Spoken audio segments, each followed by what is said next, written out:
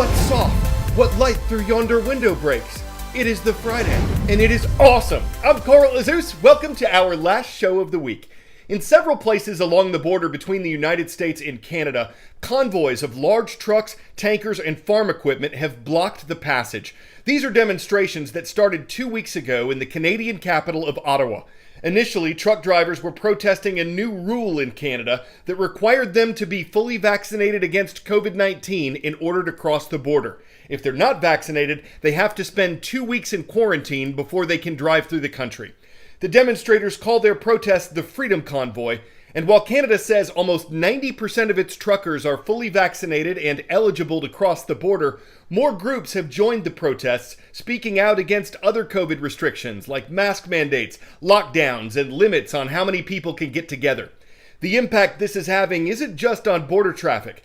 Car companies, including Ford, General Motors, and Toyota, say they've had to decrease production or temporarily close plants because they're not able to get the supplies they need to make as many cars. Though some public monuments have reportedly been defaced, the protests have been largely peaceful, but Canadian government officials say they haven't been lawful. Prime Minister Justin Trudeau says the demonstrators, quote, don't have the right to blockade our economy or our democracy or our fellow citizens' daily lives. A protester interviewed by CNN said he lost his job because he didn't take a COVID vaccine and that it's not right for companies to be able to take away people's livelihoods over that. The blockade that started in Ottawa has spread to other border crossings between Canada and the U.S. Similar Freedom Convoy events have been reported in Australia and New Zealand, and this week, American government officials said they've seen indications that convoys are being organized in the U.S., also in opposition to vaccine mandates for truck drivers and other restrictions. U.S. officials say demonstrations could impact the Super Bowl on Sunday or President Joe Biden's State of the Union speech on March 1st. Authorities say they haven't seen calls for violence with these demonstrations. They're expected to be peaceful, but officials are working with law enforcement to make sure communities are protected. 10-second trivia. The first rocket to reach space was made in what country? Soviet Union, United States, Germany, or China? In the early 1940s, a German V-2 rocket became the first man-made object to reach space. In 2016, a company was founded with the goal of producing rockets, as in using giant three-dimensional printers. Over the past 6 years, the company has raised a fortune from investors, $650 million as of last summer, according to CNBC. But one big question is, will these things fly? No one knows yet. The organization has delayed its maiden launch date several times. It's blamed COVID, changes to its flagship rocket's design, changes to its engine and materials. One day, its founders hope to build a production facility on Mars, but first, they've got to get their rockets off the Earth. What you're watching is a rocket being sculpted by a giant 3D printer. This really is creating the Star Trek replicator sci-fi feature that we have seen in movies for many decades, but no one has tried to build at this scale yet, but we're doing it. Tim Ellis is the co-founder and CEO of Relativity Space. Ellis believes his team has found a way to make cheaper and more reliable rockets using their 3D printers they've named Stargate. And what are the advantages of 3D printing a rocket? Yeah, so the advantages really are around automation and part count reduction. So usually, and really for the last 60 years, you still walk into any aerospace factory around the world, rockets or otherwise, and they're still building products one at a time by hand with millions of individual piece parts and these giant factories full of fixed tooling. That takes billions of dollars and years to set up and iterate and change. And so really, the 3D printing approach we're doing is the holy grail for automation in aerospace. And printing rockets means Relativity can build them much faster. Ellis says his team can currently print a rocket in about 5 months and is working to cut that build time even further. Being able to build a rocket in 60 days, 30 days, is that pace really necessary? It is, because it's about the rate of improvement. So I think every 60 days, we can build a better version and a better version. So it's really about the kind of rate of practice, because people learn much faster by doing rather than just simulating. How does your approach impact the cost of the rockets? Because rockets, as you pointed out, are incredibly expensive traditionally. Yeah, so versus other rockets of a similar payload class built traditionally, our rocket is about a quarter of the cost.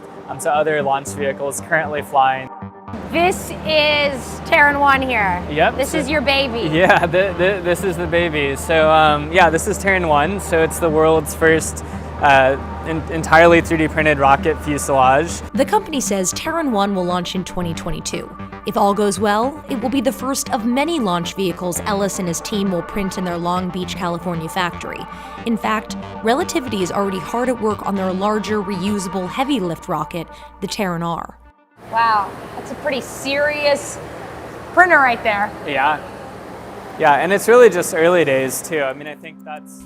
For Ellis, getting to space is just part of the mission. Fundamentally changing the manufacturing process for big, expensive things like airplanes or wind turbines is just as important.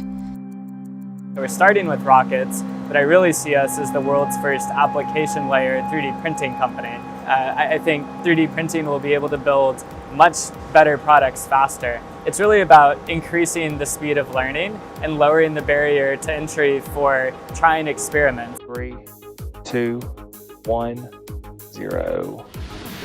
If this all sounds very ambitious, that's because it is. Ellis and many on his team have a lot of experience building rockets for firms like Blue Origin and SpaceX and have raised over $1 billion in funding in just the last year. But Relativity has yet to put a rocket into space. You guys are building rockets in a completely different way, in an industry that is inherently risky and about reducing that risk. Have people been suspicious about this new approach? You know, we've sold more rockets than any other company in history before launch. So I think, you know, people are quite confident in the test data we showed them to date. But the proof is in the pudding, and you guys haven't flown yet. We haven't flown yet, but all the momentum is there, and you're definitely right. We gotta show what we've got.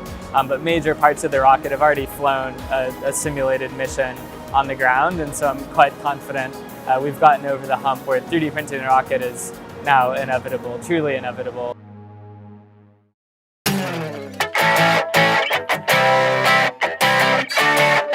A woman in Maine got a phone call recently saying her lost cat was found. Two problems. One, the phone call was from a shelter in Florida, 1,400 miles away. And two, she didn't own a cat. So, thing is, she had owned a cat 6 years ago. Her name was Ashes, and she'd run away during a birthday party. The shelter used a microchip to find her original owner. No one knows how Ashes got to Florida, and she was a little beat up with a cold, some missing teeth, and a coat that needed healing.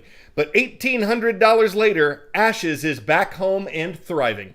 Was she caterwauling? She was caterhauling. Her American cross-country journey might not have taken her so far as a Himalayan, Siberian, Persian, or Norwegian one. She might not have crossed the Turkish border or the savannah, but it still wasn't Siamese. Even if she took a cabbie, she rang up quite a tabby, and her owner simply couldn't believe it. I'm Carl Azus. Today's shout out takes us to Marine City, Michigan, where we're happy to see the students of Cardinal Mooney Catholic High School. Cats all for CNN.